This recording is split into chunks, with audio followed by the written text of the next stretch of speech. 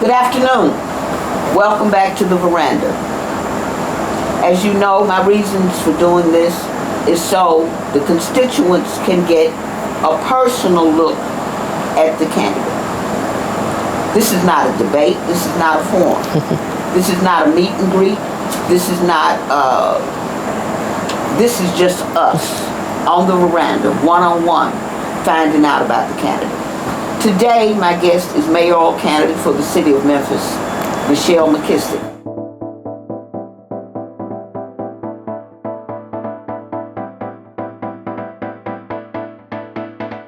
Welcome to the Veranda. Thank you, Miss Barksdale, for having me. I'm glad you're here. Number one, I want to say I'm proud of you for getting in this race. Thank you. Thank you. Because I do believe that a woman's approach to politics is somewhat different than men. Women take into consideration all the factors, whereas men have the tendency to look at the big picture. I mean, not saying that you don't, but men don't delve into the personal or the private side of what the people need. So therein, I think it needs a woman's touch. Well, thank you for that. And, you know, you're right, just in terms of how we as women, because we are so used to collaborating and working with so many different people, just even within our own families, you know, you're having to navigate, like, you know, if you have a spouse or, you know, your children and then maybe your parents that you're caring for. So you're used to having to working with lots of different people, lots of different personalities, and having to find compromise for everybody, the mediator for everyone. And so, so that's what I certainly hope to bring as the first mayor of Memphis, first woman mayor of Memphis, because it's been, you know, more than 200 years, and we've never had a woman in 200 years. So, tell me about Michelle. Okay, I'm so glad you asked. This is what I'm really looking forward to. By the way, I love your veranda. It is so comfortable. These chairs, I could fall asleep if I were to be quiet. But I'm from Memphis, born and raised. I grew up in a neighborhood called Cherokee. It's right next door to Orange Mound. I'm one of 5 kids. My parents, my mom is from here in Memphis. My dad was from Columbus, Ohio, passed away some years back. And but I love Memphis. And then as far as my family, my husband and I, John, we've been married for 29 years. He's my college sweetheart, and we have 4 children. And the boys, as I call them, the boys, they are actually young men, but Peter, James, and John are their names. And they're Peter, James, and John, so 20, 21, and 25 years old. John is my campaign manager, so proud of him. A young man who took 6 months off from his job to come home to Memphis and to serve as my campaign manager. And then God blessed me with my bonus baby, my sweet little baby girl. She's now 12 years old in the 7th grade. So Bliss, little Miss Bliss. So that's a little bit about me on my family side. Professionally, so like I said, born and raised, went to school here, you know, graduated from White Station High School, and then went on to pursue a career, a degree in journalism from Northwestern University. Actually double majored, got 2 in journalism and urban studies or urban planning. So you smart. You know, I hold my own. I hold my own, you know. I listen and I learn very, very quickly. And I just have always loved, I've always been really curious. I love reading, I love asking questions, and I think that worked out really well going into a journalism career where I first was a newspaper reporter, and then I switched over and became, someone said, you should try TV. And I did, and I went on to graduate school and got my master's in it and worked in Washington, D.C. on the Hill for a TV station in Kansas. And then I went back small because it was a great, very prominent job, but it paid very little because I was so young. And I started my career in downstate Illinois and then worked in Chicago, then came back home to Memphis and worked here at Channel 3, the CBS affiliate, and at ABC 24, where I was the main anchor there under Michelle Robinson. Robinson under my maiden name. Right. Right. And so, and then, let's see, I even interned at Channel 5 when I was in graduate school. So I've kind of been at all the stations at one point in time, it seems like. And what led me to where I am now is just really, it started with my kids. When my oldest son was starting kindergarten back in 2003, there was a brand new Memphis City Schools about to open up called Downtown Elementary. And it was our zoned neighborhood school. So we signed him up for that. And at the time, Foot Homes was still a public housing development that was open. And so we had children coming from all over the city because their parents worked downtown, or either they lived on one end of downtown or the other. And it was so new that they didn't get all their federal dollars for this school. And so they were going to cut art and not have an art teacher. And I found that completely unacceptable, because it's things like art that help make a child well-rounded, things that don't necessarily have a tangible grade associated with it. The creativity. Exactly. I remember my art teachers so well from when I was in elementary school, Miss Adams, Miss Goodovich. They were really just wonderful teachers. So I started a program called Heart for Art. And I, got together with my husband, some other parents, hit up companies, and we raised enough money in a really short amount of time where we hired 6 local artists. And at that time, it was a 6 weeks grading period. And I had a different artist every 6 weeks to come in to teach the children a different form of art. Even bought a kiln for the school so they could learn how to make pottery. So just things like that is where my advocacy began. And just when I really felt proud of that moment that I had an impact, had a change on the school district, just one little person, and made a difference. And I worked with the district, and they said, yes, it'd be fine for you to, if you can pull this off. And I did. And then I just started going to Nashville, advocating for children back here. And I wanted to make sure that it wasn't just my kids that were being impacted. I wanted every child to have what they deserved. So I was appointed to some state level advisory boards for education. And then it was my sister who said, Michelle, you've been doing all this work behind the scenes for years now. You should consider running for the school board. So in 2018, I ran for the school board, and it's been a really rewarding experience. I served as the board chair at the height of the pandemic, and that was really intense because it was all hands on deck. It was all hands on deck trying to, get children laptops, and we did something that people don't realize how big a deal it was to get laptops in a matter of 3 months for an entire school district where there's 100,000 plus students. It normally takes 2 to 3 years to phase in getting laptops, and we did it in 4 months. And then I worked with the city to come up with a plan to help get children back into school safely. And we created a testing program called Test to Protect. And I partnered with schools who were in session, charter schools. Some of them had gone back to pilot the program. And so and at that point, we got all of our educators vaccinated, that they were in the very first round to get vaccinations against COVID. And then we offered it up to our students as well. So those are some of the highlights of, when I was serving as a school board chair. That takes me to some of your passion. Yeah. And I think that a lot of people, when they enter into politics, they lose their passion. They lose their sense of obligation to the constituents. And me being me, I'm one of those kind of people that just kind of sometimes out of my mouth and my mama come out. And I have no control. But I see where a lot of Memphis politicians, I hate to hear somebody say, I promise. When I hear politicians say, I promise, I'm not going to vote for it. Because that I promise, they kind of get me. Yeah. I would rather you say, I intend or I plan. But I have noticed that with Memphis politics today, it's a mess. I look at all the campaigns that I've been involved in, and all of the good intentions that were had. It is not something just one person can carry out themselves. Yeah. It takes a collaborative effort to make it work.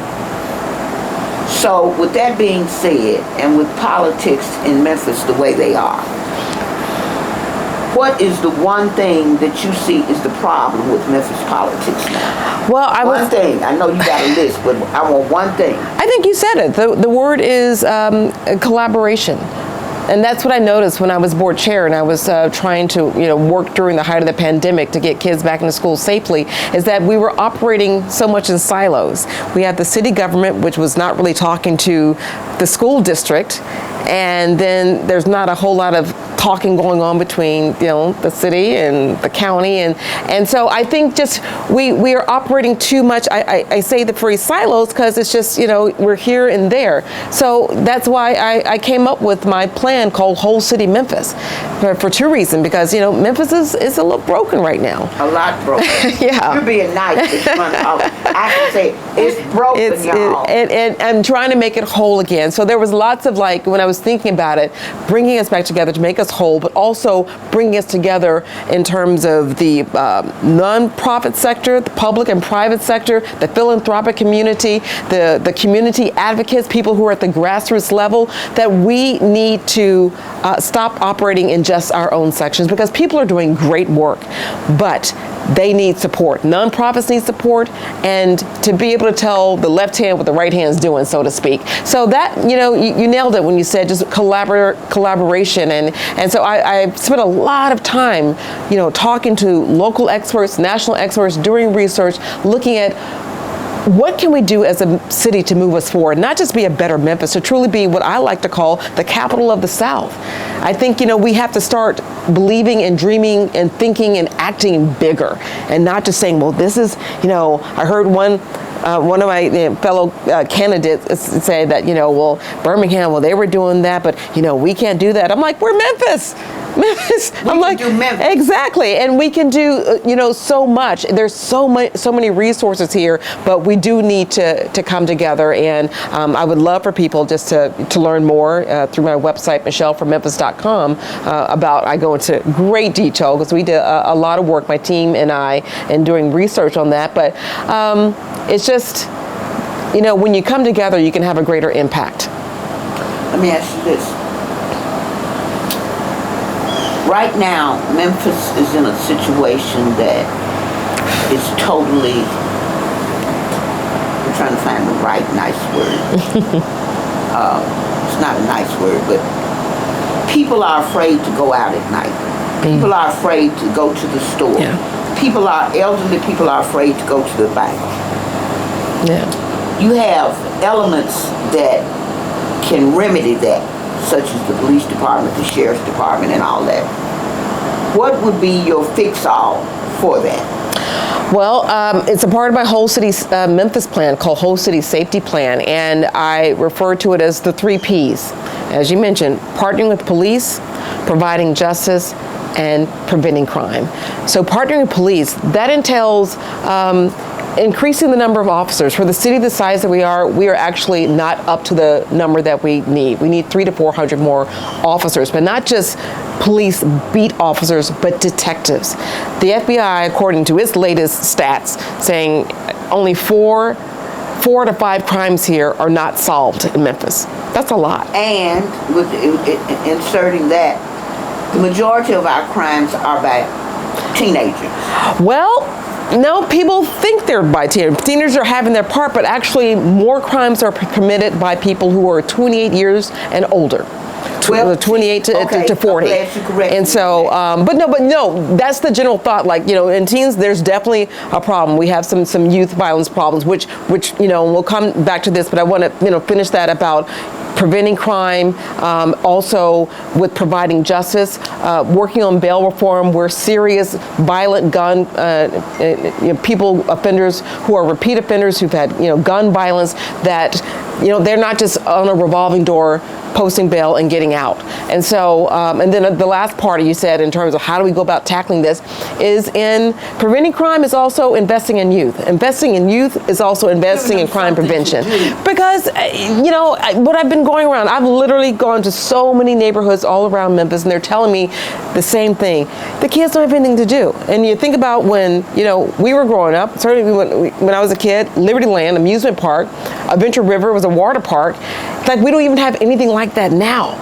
And I did a debate the other night, and I was talking about, you have these kids who are doing donuts in the intersections and things of that nature. What if we took that and the Memphis Motorsports Park, you gave them a designated place to go out and do that and do things of that nature?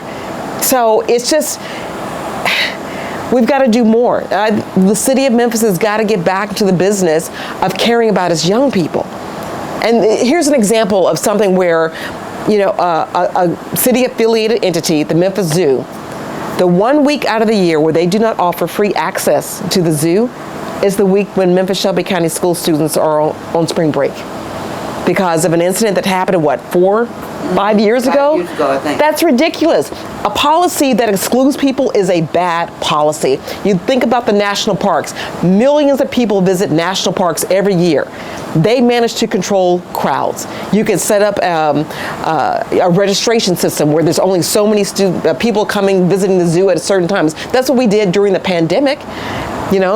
That's what happened during then. There are some fix-all to a lot of problems that we have in Memphis. They're just not applied. They're not, the powers that be now have bigger and brighter plans. And based on what you just said, I'm a Coliseum board member, and I'm throwing this in there because I can. This is my porch. I'm a Coliseum board member. We're trying to save the Coliseum. What are your thoughts on that? I believe the Coliseum should absolutely be saved. It's like when you start knocking down iconic structures like that, then you become any town America. There is so much culture and vibrancy to this city. Memphis truly has a soul. I don't think people sometimes realize that when you're just here, but when you go visit other cities, and it's just like, where am I? It just, you can't feel it. You can actually feel Memphis. And the Coliseum, I believe in, we're always talking about being environmentally conscious. You can repurpose buildings, and I've heard some great ideas that have been mentioned, but it's something to be explored, not to be bulldozed, as historic as it is. And I'm not trying to live in the past. It's about iconic structures. New stuff from the old. Right. Because look at Sears Crosstown. And when I heard that they wanted to tear it down, because I've got roots in the Coliseum. Mm-hmm. I went to go see New Edition at the Coliseum. Well, that was one of my first concerts. I saw Patti LaBelle. Ooh. I saw Cat Stevens. Oh, wow. Patti LaBelle came out to see them in a birdcage. Oh, my. When she used to wear all those feathers. Oh, yeah, in her feather phase. Oh, my God. Anyway, I graduated from the Coliseum. Mm-hmm. And I mean, you look at, Coliseum has good bones. Yeah. We could repurpose it to have pop-up shops, educational facilities for students. It's so many things you can do there. Yeah. Now, I do believe that with Memphis, there are, we've covered crime. We've covered where you're from. Mm-hmm. Another question I have. What do you think about blight? Oh, gosh. Blight is a huge problem all over Memphis. And it actually is a part of contributing to crime.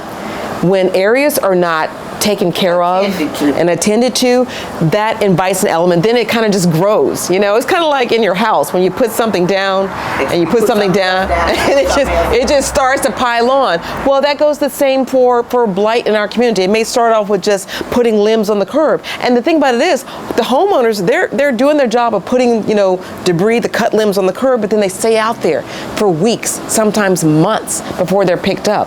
We've had so many storms. I know you're probably going to get to this, but we need to have a emergency response to the cleanup post-storm, when limbs are downed in an unusual amount. It's not just regular tree trimming that's happening in an individual homeowner. We need to have an emergency response to get those limbs off the street. But blight, absolutely. I mean, and even with it's a serious problem. To go back to something, the Coliseum would be ideal for an emergency shelter. Yeah. In Memphis, in the case of whatever. Right. I just had to throw that in. But I ride through my city, and I'm 60 years old. But I look at how it was when I came up. Mm-hmm. And I look at how people took pride in their community. Yeah.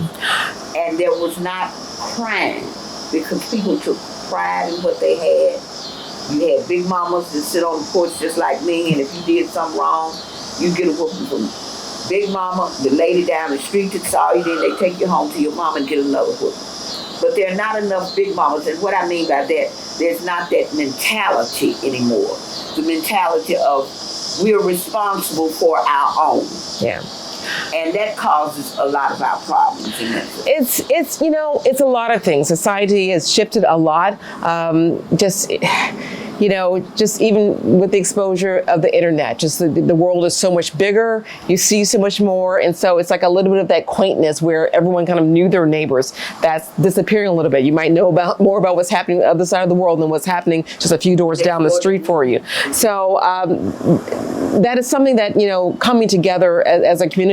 When you were talking about the blight, I don't know if you remember Memphis City Beautiful. Remember how we used to have that campaign, and that's something that's important. It seems like we were always having PSAs, public service announcements on local radio and television stations to promote that. Radio still is doing it a little bit more, but TV's kind of gotten out of that. And I think it's important to tell people, you know what? Yeah, you may not have put that trash out in front of your house, but it's a part of our responsibilities as neighbors in a community as a whole of Memphis, of how to keep our neighborhoods looking nice and just picking up that trash that you didn't put there. And making sure, just things like that, but also making Memphis City Beautiful a bigger priority again. I know that the budget's been reduced for that department, and we need to, because it's not just about making things look pretty, it's about making things look safer and lasting. Right. Having something in place that will make it move forward and be stationary and last. Right. Do you think that Memphis is ready for a woman mayor? It absolutely is. It absolutely is. Well, because I think there's been so much change.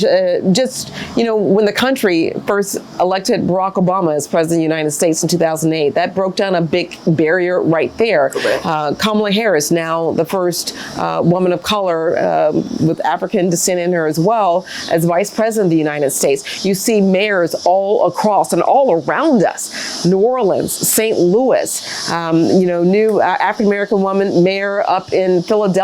So it's a concept. And actually here in the state of Tennessee, I think Memphis is about the only last of the large cities that has never had a woman mayor. Nashville has, Knoxville has, other communities around here. So, and women make up 60% of the vote here in this city. We need to exercise that power. We need to, so that someone who's going to be in office who automatically has women at the forefront. I was in a debate the other day, and it was really disappointing to hear some of the men and some of the language that they used regarding, women and the ability to lead. I don't understand that. I can't wrap my head around it because, God created us with our own intellect. If you go back to what I said initially, women have a different perspective of looking at things than men do. So, not to say we are by no means weaker. We just women tend to look at everything. And it's just time. You have a qualified woman candidate, and I know that I am, and I have respect for men tremendously. My husband of 29 years, I have 3 sons, I have 3 brothers, nephews, and so it's not about trying to usurp anybody's authority or voice. I want to make everyone more inclusive and more involved, and that's why I'm running for mayor of Memphis, because I want to bring people together. I want to collaborate. I want to hear all sorts of fresh ideas, and as I've been going around, I've been from Westwood to all the way out to Countrywood and Deep East Memphis, as I call it. And I've been hearing great ideas of what people want for their city, for their future. And that's how we get better. What are the first 100 days of Michelle McKissack as the first female Memphis mayor? Aside from getting in there, getting your seat comfortable, changing your staff, what are the first 100 days like? So, well, as the first mayor, who happens to be a woman, what I would want to do is do a systems review, a business systems review of all of our departments, and to see like what really is working well, what is not, and to see where we can, cut some things out so that we can reallocate funds and see how to make how we operate faster. Something else that I think is just low-hanging fruit is to have the website redesigned. The City of Memphis website, it's atrocious. It is so hard to navigate. You cannot find things. And I think people just want to... I think that's the purpose of that. I don't know. I know. And I've gone to that website and I'm like, okay, right. They call somebody that. And also to create an app. I mean, I think it's great that we have 311, and that's wonderful. But so many people are not going to a desktop or whatever. They are using apps in the palm of their hand and their cell phones. And so I think just having that ease of access. So that's one thing. Just making the city of Memphis more accessible to the people. Something else I plan to do is to what I call do some ride-alongs with community members. There are people where the concerns are in your neighborhood and your communities. You know where the opportunities are. And so that's where the strength is. It's not coming from up on high, but really talking to people involved. Be very involved. And that's it. And then, of course, safety is number one. Addressing safety and looking at our police department and, what can we do to be stronger moving forward? Do you think that, and this is something I think, that the morale between city government and the police is just not there? The camaraderie, the support. And I think that the whole police department needs to be looked at, like you said, and possibly redesigned to where it's a more secure. It's right now it's just all willy-nilly. I think part of it is also restoring trust between the community and law enforcement, and knowing that we should not be at each other like this. But people need to feel protected and like they can count on law enforcement to help them and not hurt them. But at the same time, law enforcement, the greater majority of law officers, they're doing exactly what they're supposed to do. They're putting their lives on the line. They are working hard. I know this because I have a wonderful police officer neighbor who lives right across the street from me. And so, and heart of gold, he's like a big guy, but just a teddy bear on the inside. So I think that is a part of it. I think we need to look back into community policing in terms of, helping people be connected with law enforcement. Growing up, my godmother, who still lives in Westwood, she, had a bunch of kids. I'm one of 5 kids. And so we were always at each other's houses playing. And I remember we would walk down to the community center there in Westwood and go to the swimming pool. And I remember right next door was the Westwood Police COAC unit. And you just immediately felt safe. And it was that, officer friendly that would greet you when you got there. And so we need to get back to that, but we can only do that if we increase our police force so that frees up the space so that we can have that community policing, that sense of connectedness again, where it's not an us versus them. Because right now, the police force is so trimmed down that they're constantly focusing on just responding to crime as opposed to being responsive to the community. So that's why I'm hopeful. I want to focus on that, take a look at that, and just really look at this with fresh eyes than those first 100 days. Do you think that, I'm sure there'll be a lot of blowback if you become the first Memphis mayor. And what I tell people all the time is politics is chess, not checkers. And you have a few people that think they're chess masters. And you have some politicians that are still playing chess. As a woman, do you think you're strategically prepared for this? Oh, absolutely. I like that. Absolutely. It's my whole life's work. I mean, I didn't just get to this point overnight.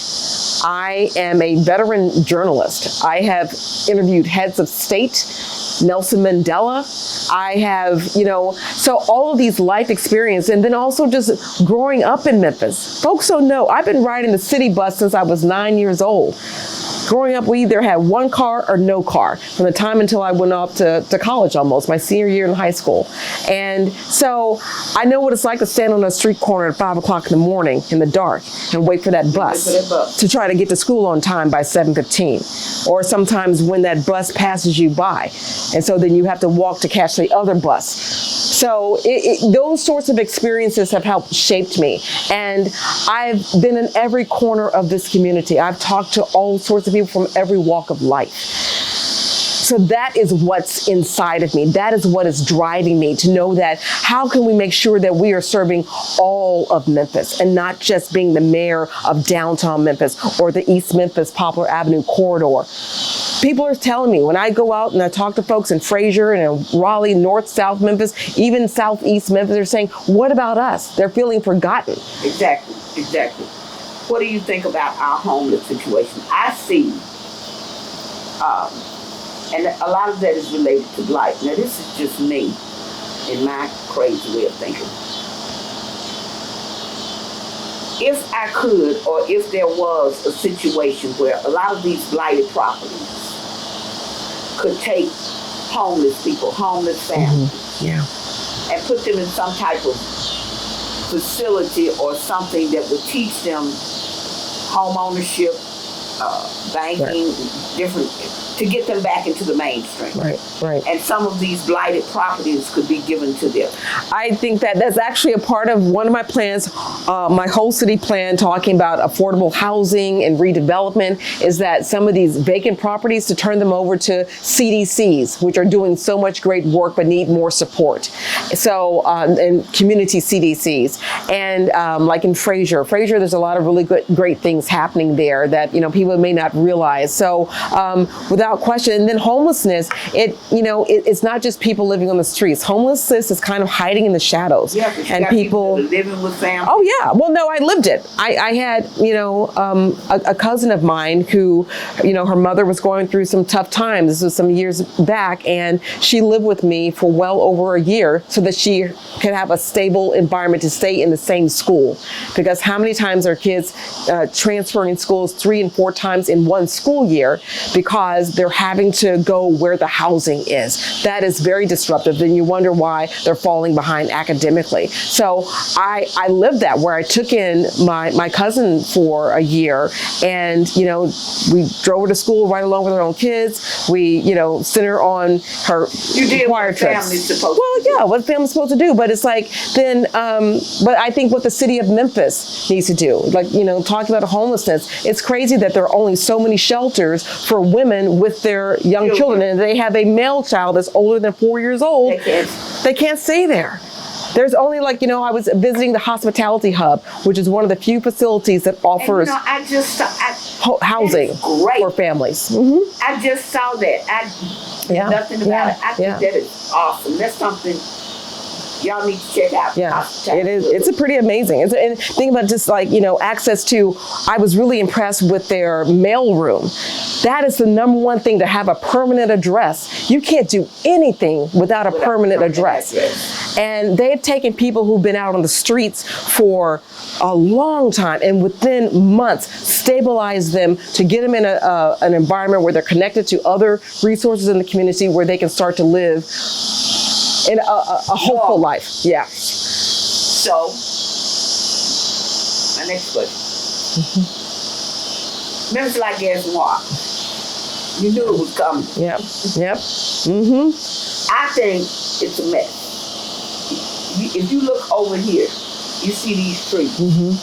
Memphis has allocated millions to trimming up the trees and all this. But every time a storm comes, and you know what? Not even a storm. The lights went out the other night just for the hell of it. We tired. We're gonna go out.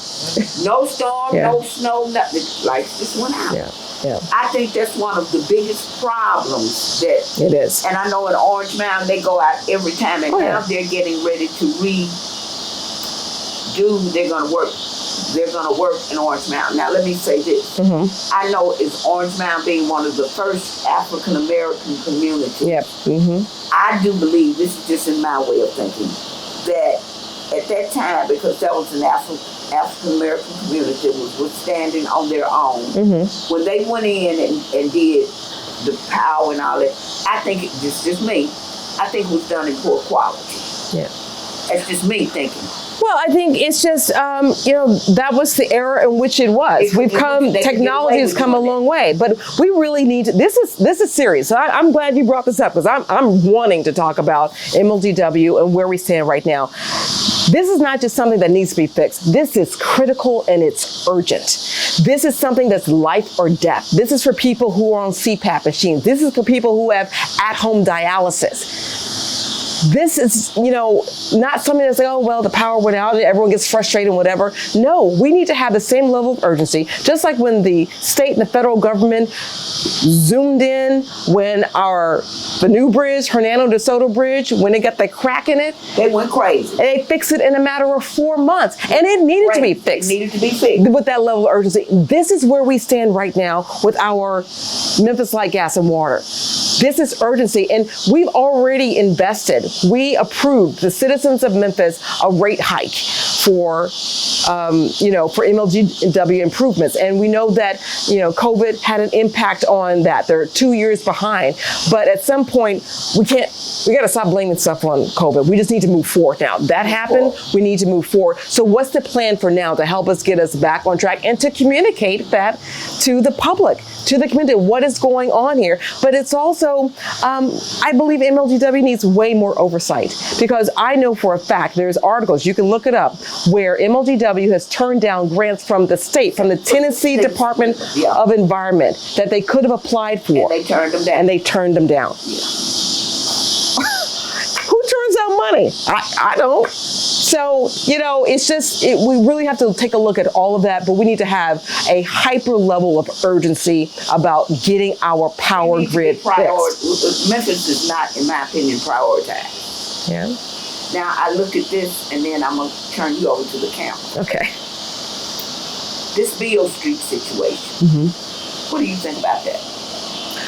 Oh, gosh. Well, what I think is that how we approach safety in downtown Memphis. When I go to other large cities in this country, and also I've traveled abroad, you have law enforcement literally on every major corner, not just at the entrance and the exit to Beale Street, but really on every corner. They have a perimeter that they set, and you'll see law enforcement everywhere. So we need to really take another look at how do we reallocate those our law enforcement. It's not just about how we position them, because it's not just about closing down the streets. And then I met a wonderful woman just the other day who worked for years down on Beale Street as a waitress. And she told me, she's like, Michelle, she's like, I really love what you're saying about your 3Ps program, but some of our solutions can be quite simple. She goes, something that they could do is 10 minutes before, lights out for clubs and bars down there, get floodlights and turn on the lights so people are not hiding in the shadows. Literally just, how you have to flood the lights. It's just like, at the end of a party, they turn on the lights, they put the slow music on, and then eventually they shut off the music. And then the mom comes and say, everybody get out. Exactly. So literally have floodlights, and so people aren't hiding in the shadows. I like that because that's breaking down our tourism dollars and making people right now. I know people from out of town. I'm not coming to Memphis. Yeah. I'm not coming to Memphis. But, a lot of people are coming to Memphis. I think, I've met tourists just a couple of months ago. They came from Australia and also from Wales, England. And we have a lot of international tourists that come down through here. And I just, so I think Memphis, we are a wonderful city. We kind of beat ourselves up. It's almost like, okay, let's just do the pile-on. And we need to also focus on all that's good about Memphis. I know we've got our safety challenges, but it's also just not unique to Memphis. And I don't want to make excuses for that, but all at the same time, it's like there's so much good. And I know, crime hit my family personally not too long ago on Mother's Day weekend, where my mom and my sister, my 85-year-old mom, had to literally run for her life when a shooting took place at a restaurant that she was at.